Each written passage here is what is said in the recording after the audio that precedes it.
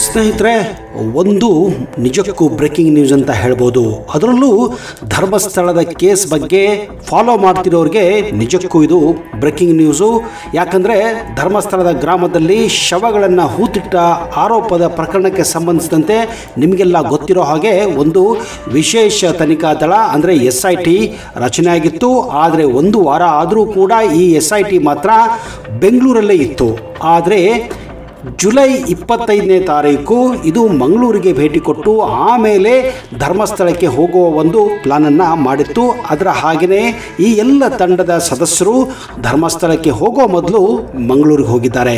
ಆದರೆ ಎಲ್ಲರೂ ಅಂದುಕೊಂಡ ಹಾಗೆ ಅವರು ತಮ್ಮ ಕೆಲಸವನ್ನು 26ನೇ ತಾರೀಕು ಅಂದರೆ ಜುಲೈ 26ನೇ ತಾರೀಕಿಂದ ಪ್ರಾರಂಭ ಮಾಡಬಹುದು ಅಂತ ಅಂದ್ಕೊಂಡಿದ್ರು.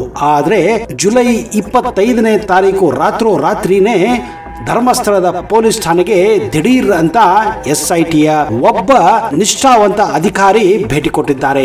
ಅವರೇ ಜಿತೇಂದ್ರ ದಾಯಾಮ್. ಹೌದು ಸ್ನೇಹಿತರೆ, ಮಂಗಳೂರಿಗೆ ಆಗಮಿಸಿದ್ದ ಅವರು ರಾತ್ರಿ ಆಗುತ್ತಲೇ ಒಬ್ಬರೇ ಜೀಪನ್ನ ಎತ್ಕೊಂಡು ಪ್ರಕರಣದ ಕುರಿತಾದ ಮಾಹಿತಿಯನ್ನ ಕಲೆ ಹಾಕೋಕೆ ಹಾಗೂ ಅದಕ್ಕೆ ಸಂಬಂಧಿಸಿದಂತಹ ಪ್ರಕರಣಗಳ ಕಡತಗಳನ್ನ ಪಡೆಯೋಕೆ ರಾತ್ರಿಯೇ ಧರ್ಮಸ್ಥಳದ ಠಾಣೆಗೆ ದೌಡಾಯಿಸಿದ್ದಾರೆ. ಠಾಣೆಯ SI ಸಮರ್ಥ್ ಹಾಗೂ R ಗಾಣಿಗರ್ ಜೊತೆ ಮಾತುಕತೆ ನಡೆಸಿದ್ದಾರೆ ಎಂದು ಗೊತ್ತಾಗಿದೆ. ಹೌದು, ಯಾಕಂದ್ರೆ ಕೆಲವೊಂದು ಸಮಯದಲ್ಲಿ ಏನಾಗುತ್ತೆ ಅಂದ್ರೆ ಈ ಅಧಿಕಾರಿಗಳು, ಅದರಲ್ಲೂ ಈ ಧರ್ಮಸ್ಥಳದ ಒಂದು ಠಾಣೆಯಲ್ಲಿ ಅಥವಾ ಈ ಬೆಳ್ತಂಗಡಿಯ ಠಾಣೆಯಲ್ಲಿ ಇತ್ತೀಚೆಗೆ ಜನರಿಗೆ ಆ ಠಾಣೆಗಳ ಮೇಲೆ ನಂಬಿಕೆನೇ ಹೋಗ್ಬಿಟ್ಟಿದೆ. ಯಾಕಂದ್ರೆ ಸೌಜನ್ಯ ಕೇಸಲ್ಲೂ ಕೂಡ ಇದೇ ಆಗಿತ್ತು. ಯಾಕಂದ್ರೆ ಅಲ್ಲಿ ಬಂದಂತಹ ಸಾಕ್ಷಿಗಳನ್ನು ಅವರು ನಾಶ ಮಾಡಿದ್ರು ಅನ್ನುವ ಮಾಹಿತಿ ನಮಗೆಲ್ಲ ಗೊತ್ತಿರೋ ವಿಷಯ. ಇದೇ ಕಾರಣ ಇದಕ್ಕೆ ಈ ರೀತಿಯ ಒಂದು ಆಸ್ಪದವನ್ನು ಕೊಡಬಾರ್ದು, ಈ ರೀತಿಯ ದಾರಿ ಮಾಡಿಕೊಡಬಾರ್ದು ಅಂತ ಏನು SITಯ ಅಧಿಕಾರಿಯಾದಂತಹ ಜಿತೇಂದ್ರ ದಾಯಾಮ್ ತಕ್ಷಣವೇ ಕಾರ್ಯವನ್ನು ಮಾಡಲು ರಾತ್ರಿನೇ ಧರ್ಮಸ್ಥಳ ಠಾಣೆಗೆ ಭೇಟಿ ಕೊಟ್ಟಿದ್ದಾರೆ. ಹಾಗೂ ಅಲ್ಲಿರುವ ಎಲ್ಲ ಫೈಲ್ಸ್ಗಳನ್ನು ತೆಗೆಸಿ ಒಂದೊಂದಾಗಿ ನೋಡಿ ಅವುಗಳನ್ನು ರಾತ್ರಿ ಎತ್ಕೊಂಡು ಬಂದಿದ್ದಾರೆ ಅನ್ನೋ ಮಾಹಿತಿ ಈಗ ಬೆಳಕಿಗೆ ಬಂದಿದೆ. ಅಂದರೆ ನನ್ನ ಪ್ರಕಾರ ಈ ಏನು SIT ರಚನೆ ಆಗಿದೆ ಇದು ತನ್ನ ಕೆಲಸವನ್ನು ಸರಿಯಾಗಿ ಮಾಡ್ತಿದೆ ಅನ್ನೋ ಮಾಹಿತಿ ನನಗೆ ಗೊತ್ತಾಗ್ತಾ ಇದೆ. ಯಾಕಂದರೆ ಈ ರೀತಿ ನೋಡಿ, ಯಾಕಂದರೆ ಏನಾಗುತ್ತೆ ಅಂದರೆ ಈ ಒಂದು ಯಾವುದೇ ಒಂದು SIT ರಚನೆ ಆದಾಗ ಆ ಅಧಿಕಾರಿಗಳಿಗೆ ಆ ಲೋಕಲ್ ಬಾಡಿಯಲ್ಲಿರೋ ಆ ಲೋಕಲ್ ಠಾಣೆಗಳೇನಿರ್ತಾವಲ್ಲ ಅದ್ರದ್ದು ಕೂಡ ಸಹಾಯ ಬೇಕಾಗುತ್ತದೆ.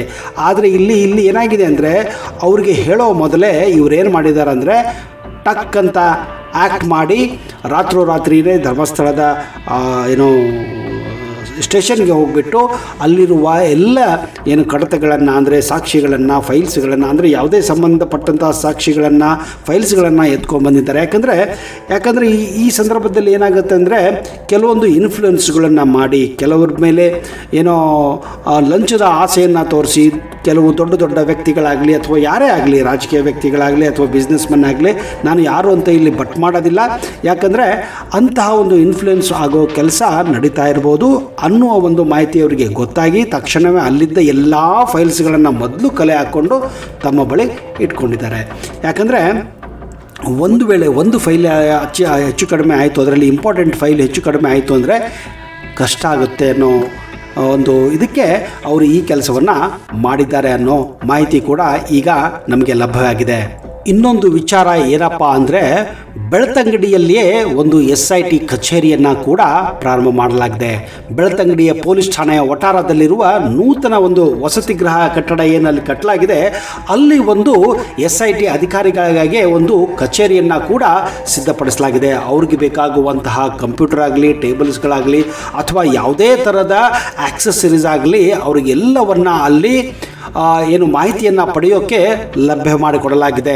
ಅಂದರೆ ಈ ಸ್ಥಳದಿಂದಲೇ ಈಗ ಅವರು ಆ ಒಂದು ಪರಿಶೀಲನೆ ಕೆಲಸ, ತನಿಖೆ ಕೆಲಸವನ್ನು ಆರಂಭ ಮಾಡಲಿದ್ದಾರೆ. ಇನ್ನೊಂದು ವಿಷಯ ಏನಂದರೆ ಒಂದು ಮುಖ್ಯವಾದಂತಹ ಸಭೆ ಕೂಡ ಮಂಗಳೂರಿನಲ್ಲಿ ನಡೆದಿದೆ. ಧರ್ಮಸ್ಥಳಕ್ಕೆ ಸಂಬಂಧಪಟ್ಟಂತಹ ಈ ಏನು SIT ಏನಿದೆಯಲ್ಲ ಶುಕ್ರವಾರನೇ ಮಂಗಳೂರಿಗೆ ಆಗಮಿಸಿತು. ಬೆಂಗಳೂರಿನಿಂದ DIG MN ಅನುಚೇತ್ ಅವರ ನೇತೃತ್ವದಲ್ಲಿ ಸಂಜೆ 4 ಗಂಟೆಗೆ ಮಂಗಳೂರು ವಿಮಾನ ನಿಲ್ದಾಣಕ್ಕೆ ಬಂದ ತಕ್ಷಣ ಒಂದು ಅತಿಥಿ ಗೃಹದಲ್ಲಿ ಸೀಕ್ರೆಟ್ ಆಗಿ ಒಂದು SITಯ ಒಂದು ಮೊದಲ ಹಂತದ ಸಭೆ ಕೂಡ ನಡೆಸಿಬಿಟ್ಟಿದ್ದಾರೆ. ಅಂದರೆ ಟ್ರ್ಯಾಕ್ನಲ್ಲಿ ಈ ಒಂದು ತನಿಖೆ ಇದೆ ಅಂತ ನಾನು ಸ್ಪಷ್ಟವಾಗಿ ಹೇಳ್ಬೋದು ಸ್ನೇಹಿತರೆ.